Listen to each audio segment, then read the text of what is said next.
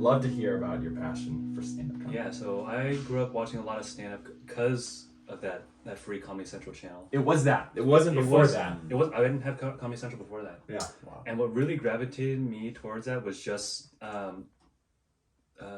the atmosphere of the comedy stand-up sessions where they'd have these like panoramas of people laughing. That to me was like that. Excuse me. That just brought joy to my heart. Honestly, I was so happy to see other people laugh. Yeah. Take a sip of water. I You felt also a have Grape-Nut. Grape-Nuts. A Grape-Nut was like dancing up and down in my throat. That's why. And I hope you guys didn't think that I was like getting choked up because I was like getting emotional. That was completely a Grape-Nut. But you're enjoying that Grape-Nut as it Yeah, dances. absolutely. Yeah. Yeah, I was really gravitated to watching people laugh, and so much so that I could watch a Comedy Central session that I thought was funny. I became kind of numb to the jokes, but in my head I'd process like that's funny. But the thing that would make me laugh is actually the audience's reaction that would get, because we went to a Bill Burr concert, right? That's my first ever like live comedy, and what made me laugh the hardest is just like the atmosphere of the laughs, right? When I'm watching Comedy Central by myself in my room, back when I was in 6th grade, I would just sit there and I'd listen to jokes and think to myself, that's funny. No laughter whatsoever. But when I watch it with my brother and he's laughing, then I laugh with him, you know? Right. And just that sense of just like, oh, I think my conclusion to that observation of myself is like, I enjoy making people laugh. And I love being the class clown. And just being inspired from those Comedy Central stand-up sessions, I would start writing my own jokes in my notebook. I forgot to bring it today. Oh, Should have brought it. I actually have it. What kind of note is like? It has like. It's a tiny little notebook. Oh, you carry it around with you all the time usually. It's actually, I actually dug it up when I moved back here to the U.S. And I put it in my car dashboard because I wanted to check it out sometime. And during one of my first road trips with Sharon, when we were still getting to know each other, she was like, "Oh, I'm going to reorganize his dashboard." And she opened the dashboard and then like, what is this? And I was like, oh no, don't read that. And then like, I really didn't want her to read it because I was kind of embarrassed. But luckily my handwriting is so poor, you can't even understand any. She's like, I can't even understand anyway. Like, what is this? And because we were on a road trip, I was like, okay, well, I'll explain to you like what this is, and I can read to you some jokes. So that's like how some of our just like our shared sense of humor kind of developed and spawned from that road trip of me reading jokes to her and explaining it to her and like trying to explain to her, convince her it is funny. Because some of us was like, okay, that's a weird observation. And a lot of these jokes aren't like fully written jokes; they're just like funny observations that could spawn into a joke. Like I was flipping through it for that MSNBC gig, and then they're like, oh, why don't you read off a funny joke? I was like, actually, they're just like all observations. Like, why don't you read an observation? I was actually flipping through it. I was like reading. I was like, that's actually pretty funny. There's one observation I wrote. It's like, have you noticed that on toilet paper, there's actually stitched designs and patterns onto the toilet paper? I was like, that's someone's job.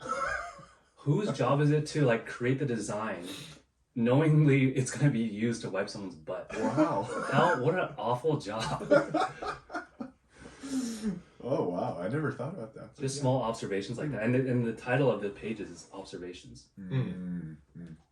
Wow. Like the size of the balls you play with for sports like decreases as you get older. It's like basketball, tennis, pool, and it's like my grandpa was playing marbles. Like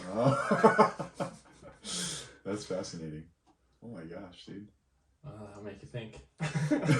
And I feel like these observations kind of like will transcend to a bigger story that comedians can spin in to their set of Sure.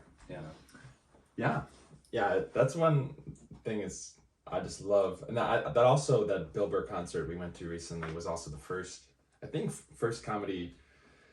stand-up comedy show I ever went to as well. So it was really, really special for me. And I love, they're just expert storytellers and the way they're able to like kind of leave like a breadcrumb as they create the set and then like bring things back. It's just so cool. So I think that's what you mean by like the you lay some foundations and then at the end you kind of make a big show of it all. So that's Totally. Yeah, to your point, dude, about like laughing being, it's almost like a community experience. It's like, hey, we are all like going to express to each other and to the person that made the joke that like that is really funny. So we like laugh out loud. And like, yeah, when I'm watching like YouTube or like Netflix specials by myself, yeah, I might like breathe through my nose, like, yeah, that's funny. But like, if no one else is around, there's no point in like communicating that's funny. So dude, I totally get your point. There's been like stand-up sessions during stand-up comedy bits during COVID with like online or at like a small like venue or Kevin Hart's most recent Netflix special. Yeah, I watched it at his house. It wasn't basement or whatever. I felt that was kind of weird. It wasn't enough for me. The response, the feedback from the audience wasn't enough for me to keep watching. Like, I know Kevin Hart's hilarious, but I watched the first 5 minutes. I was like, I don't like the vibes of this. Yeah. But something like when Joe Coy's like Netflix special came out, and he was in Hawaii, and the packed arena, and people like laughing and falling over their chairs, and literally like running around the arena, just like laughing. I was just like, this is the atmosphere. Like I gravitate towards just pure happiness and laughter. I remember YouTube. There's some YouTube videos of like Friends, the sitcom, and someone took a Friends show and like edited out the laugh track. So they'll like crack corny jokes, and then it'll just be like this like 2-second silence, and then they'll move on to the next joke. It's just so hard to watch. Like it's just not funny anymore. It's like really creepy and cringy. Yeah. So yeah, I guess there's something to be said about like when everyone around you is laughing. It's like such a better experience. Well, that I wanted to using that as I wanted to ask, obviously, so you make a lot of funny videos online, right? But you don't get to I appreciate that. Thank you. You don't get to see the audience reaction, right? Mm-hmm. Maybe the likes, maybe the comments, but seeing ha ha ha isn't the same as hearing like, people falling over. Yeah. So I'm curious, is it scratching the itch for you of like getting people, having that joy and spreading that joy? So the origin of my social media was, I thought that no one was going to watch it. So that's like the origin of it was Sharon saying, on this road trip, why don't we record some funny videos just together for memories? Yeah. And at the time when we first started, I was so anti-social media. I didn't touch Instagram, Facebook for 10 years. And I used to make fun of people that were on that. Totally. Like everyone's so fake. Everyone's a fraud. Like don't touch that stuff. It's just bad for, I don't know, just unhealthy to be on that. Yeah. And Sharon's like comforting words, word for word, her quote was, "Don't worry, no one will ever see this."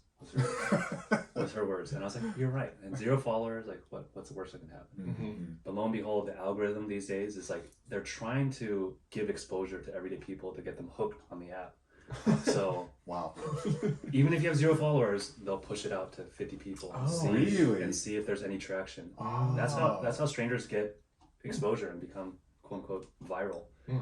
That's how the algorithm works. Is like if you have 0 followers and they push out to 50 strangers and 2 of them like it, they're like, oh, this content might be really good because the ratio is amazing. It's 2 likes to 0 followers. Yeah. And then they'll start turning it on and testing the waters. They're just like slowly rolling out the exposure for that specific video. Yeah. And so you're right. So I didn't get any of the general audience feedback from my funny videos. But the thing is, like, the recording portion of it and the sharing of the joke to Sharon was like my feedback. Yeah. So people don't know, but every single video starts with me and Sharon like talking about it, or me like bothering her in the middle of working. Like, I have a funny joke. What do you think if this happens? And she'll like laugh out loud, and like that's enough for me to be like, okay, let's record it. It would be even funnier, right? And then we'll watch it. I mean, there's so many times and so many drafts of the videos that people don't see that we just like die laughing. We're just wow. So many of them are just like, okay, we can't post this. That's not appropriate for kids. This is hilarious. Yeah. So I mean, the origin is just to make Sharon and I laugh. Wow. And some of it's maybe sounds very egotistical, but sometimes we just watch our own videos together, just like from way back when. Sure. And we just laugh. It's just funny to us. Like, that's awesome. It brings back so many memories of recording it. And there's even some of them are good memories, some are bad memories, because sometimes I'll be like we just had a bad day or we're in a bad mood and we're like recording and like frustrated, like, oh, I can't get the shot right. Yeah. Like, Sharon, can you act like a little bit better? You're supposed to be angry in this. Like, why do you keep looking at the camera too? Like, and we'll just talk about that stuff, and that's just really funny. And yeah, those memories are priceless. Nice. Wow, I love it.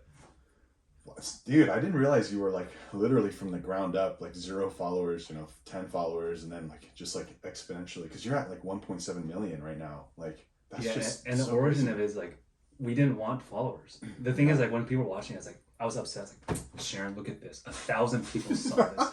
Like, how many people would be upset? Like, I'm so confused. You told me no one's gonna see this, and and people are now watching it. And you're like embarrassed or something. Yeah, I'm embarrassed. I was like, why are people watching this? Can you put it on private or something like that? You really said that? Yeah, I was like, and Sharon was like, I don't know how this works. I have 0 followers. Oh my gosh. And we didn't put it on private, and we're like, well, I mean, these are all strangers, and then we did some research, like they're all kids, and I was like, kids just hit like on anything. So it was kind of like a joke to us, like, okay, we could push out the most like lame content that we think is funny, and just like kids like don't even understand the joke, they'll hit like. So we're like, whatever. But then it started building after that. Yeah. I just love the fact that it's like started with just you two, and it sounds like you haven't lost that at all, and I think that's so great. Appreciate that. Yeah, I'm curious, like, since you've gained more followers and now your audience, you actually are doing stuff for an audience.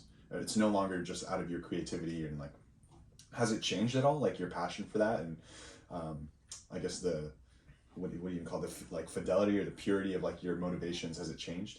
I think it's gotten a lot more exciting because especially when you have like a really funny idea that you know that your audience will love, it's just like, oh, I can't wait to put this idea into like a visual piece. And that also causes, I mean, Sharon will attest to this too, is like it causes me sometimes anxiety when I have an idea and I haven't put it into a visual, I haven't been able to record it. Like there's this like period of I'm just like anxious. You need to get it out. I need to get it out, and I want to like get the timing out, and I want to do it before I fall on my face and have like a scratch on my face or something. That's what I'm just thinking. Like, what if I play basketball tomorrow and like I break my leg? Oh, I can't record this video. Wow. You know, it requires me to jump around, and yeah, sometimes I get really anxious about like, okay, I really want to push this out. But it's exciting when I do have an idea, like our video with the hitchhiker video. We'll plug that video now here. Okay. Yeah. Sharon and I were just on a road trip, and we saw a hitchhiker on the side of the road, and she was like, "Should we pick him up?" I was like, "For what?" She's like, "For content." I was like, "What? During COVID? No, just a random bum on the street." Content. I was like, "No." I was like, "Maybe if COVID wasn't a thing, but right now I don't feel comfortable with a stranger in the car." Yeah. And I was like, "What benefit could we get out of that?" And we're just like talking about. I was like, if we ran out of gas, maybe you could help us push. And we're just like dying laughing.